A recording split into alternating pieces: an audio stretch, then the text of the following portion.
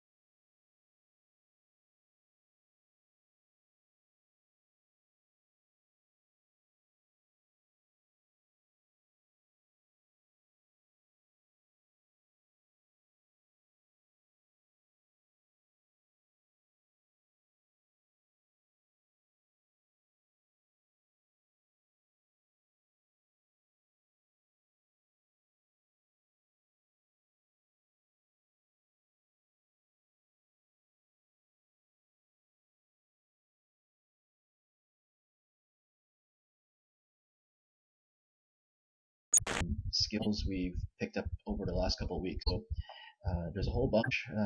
You don't have to necessarily do it in the order that I'm doing it, but for example, on the perspective tool, that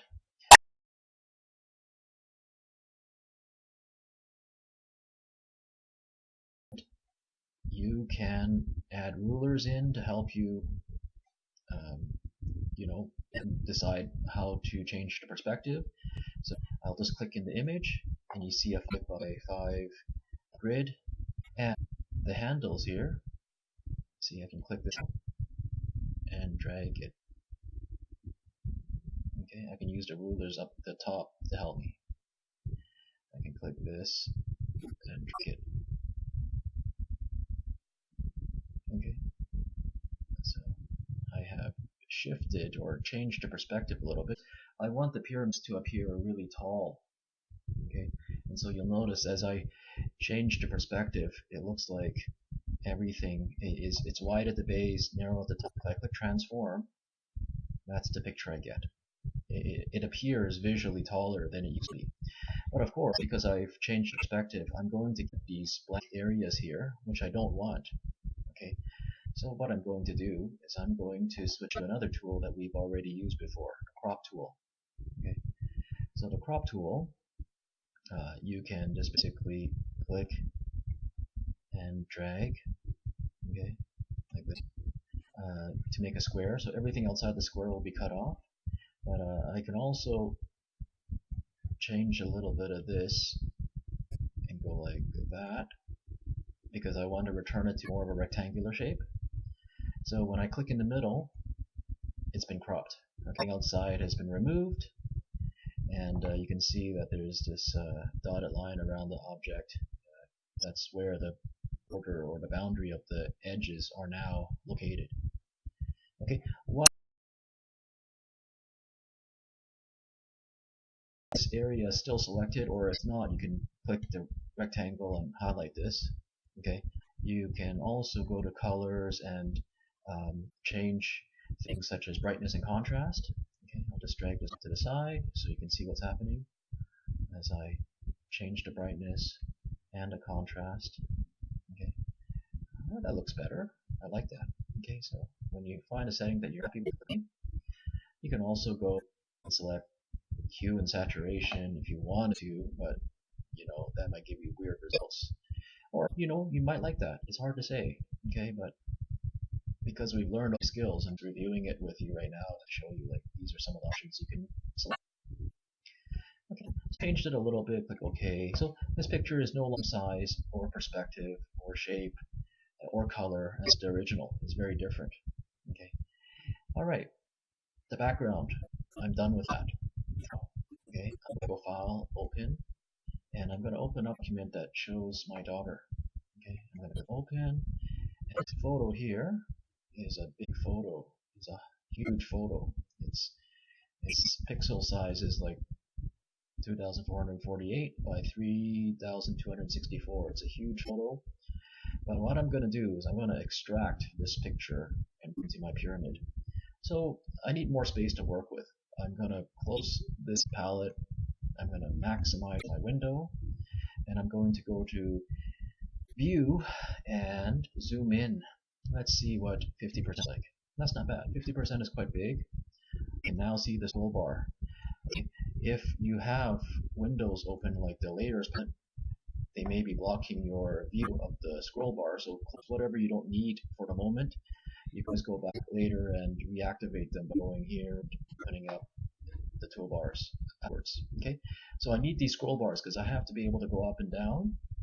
Okay, and I don't want the picture to be too small, because the next thing I need to do is I have to use my paths tool, which is the one that we learned, I think, last. Okay, so the paths tool lets you click and add one of these points. Okay, and every time you add a point, there's a line that's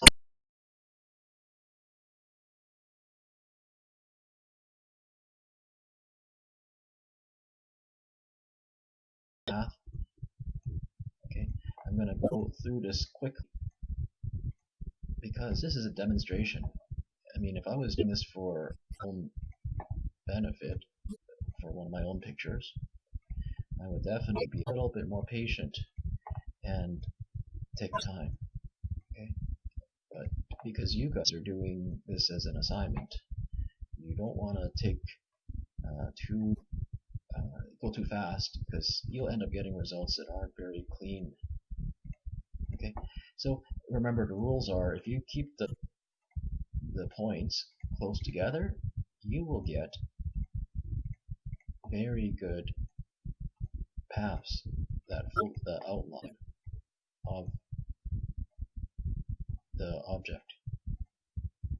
Okay, so if you're lazy or you're rushed, you might end up putting lines that are too far apart, and you'll end up clipping off large pieces of the picture that you don't want clipped off.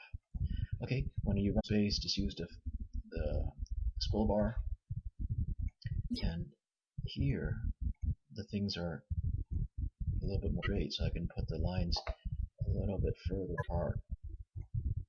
Okay.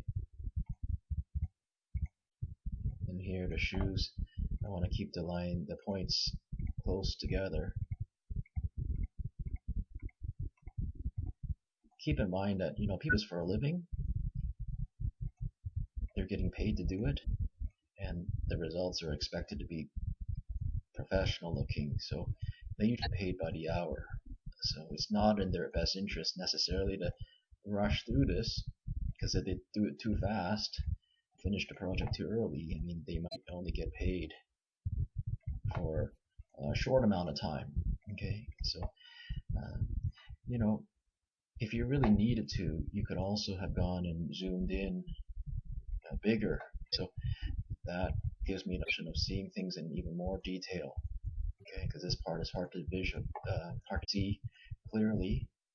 So again, you have all these tools at your disposal, and because you guys have been working on this for a couple of classes now, you should have really become a lot more comfortable using these wonderful tools.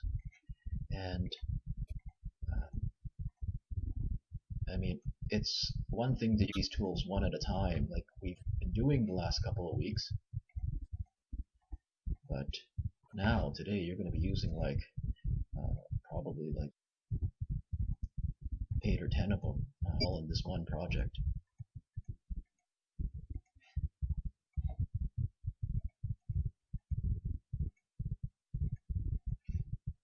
Okay, so these scroll bars can help you move around a bit, and you can see I'm almost done. See, I've got floppy here, but we can always go back and fix. Remember, last week or last class, you were able to go back and add more points if you need to. But again, the best thing to do to avoid having to go back, do a good job right from the beginning, and you'll never have to go back and correct too much. Okay, you either have to spend time now or spend time later, but I'd rather just spend the time now. Okay, we're at the end here, and you're supposed to click back in the original spot, and that will supposedly close it. Mine doesn't seem to have closed, but that's okay. You know why? The next step we do is we go to select and from path, and when we do that, you'll notice that the entire picture is now surrounded by those marching ants. Okay, and if you had to, you could add more points and drag the path so that it more carefully follows the outline of the object. But again, that's something that you can do on your own. You don't have to wait for me to do it. I'll zoom out a bit. View, zoom. I'll go back to 25%. So you can kind of see here, I've basically surrounded that entire the picture of my daughter. I've got her surrounded. Okay, so I've already made a selection. So essentially, I have highlighted and outlined, chosen her. Okay, so I can go edit and copy, and I will minimize this picture. Okay, it's not gone, it's still there. It's just I've just minimized it.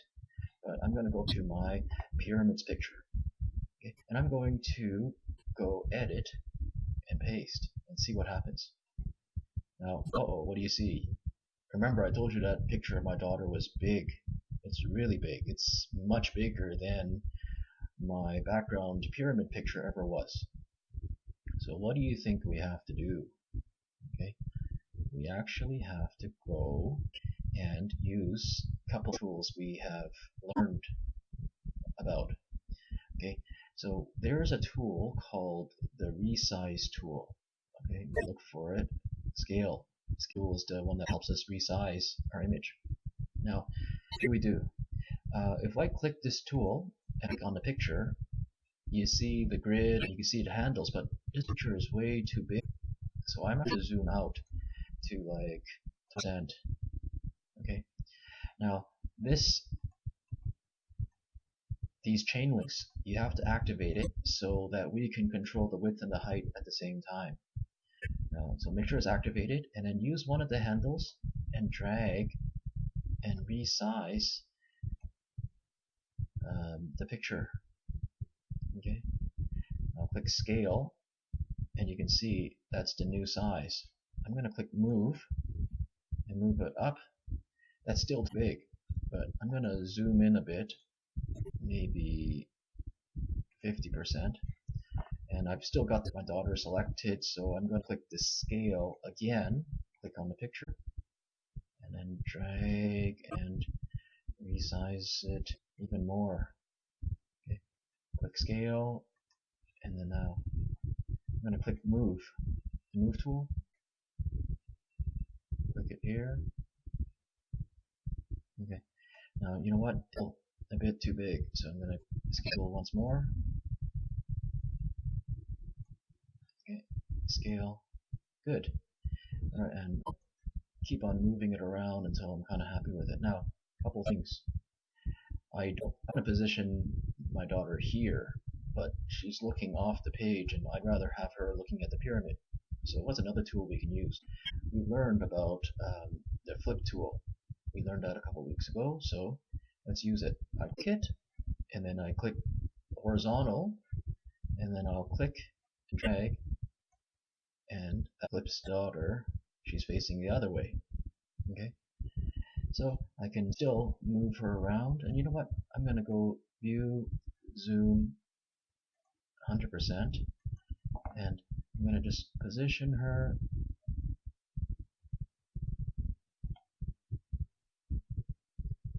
right here. Okay, so her feet are cut off, but that's okay. That's on her placed. Actually, you know what? If I want to, I can just go and scale one last time. Down here, and scale, and I'll move. So there's a lot of tweaking involved, like try a little bit of everything. Okay. All right. Now I'm going to go to Windows, Talkable Dialogues. I'm going to show you here. Basically, in your layers palette, you would see the background image, and then you see the pasted layer, which is my daughter. If I click this, it hides it, right? So you can see that this image that you see on the screen right now is actually made up of a foreground picture and a background picture. I still select it, so I can go color and play around with settings, right? Make her look a little bit more natural. Okay, and I can also go color and brightness and contrast, and adjust how bright or dark it is. I mean, it's out in the desert, so I imagine it's quite bright, and contrast, so it's quite intense. Okay, go. Just a little bit changed. Click OK. All right. Now, last thing we got to do is there are some things that maybe I don't want showing through. Okay, so this leg of the camel that I blocked, what can we do about that? I could go into the heal tool. Okay, and remember, when you use the heal tool, you have to press, I believe it's Control. Oh, sorry, it's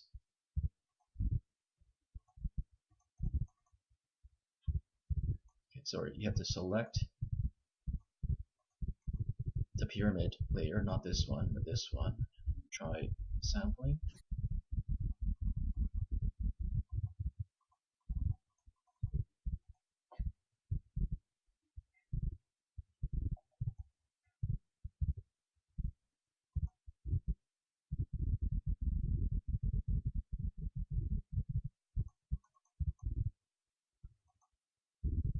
Oh, hold on. I gotta go select all,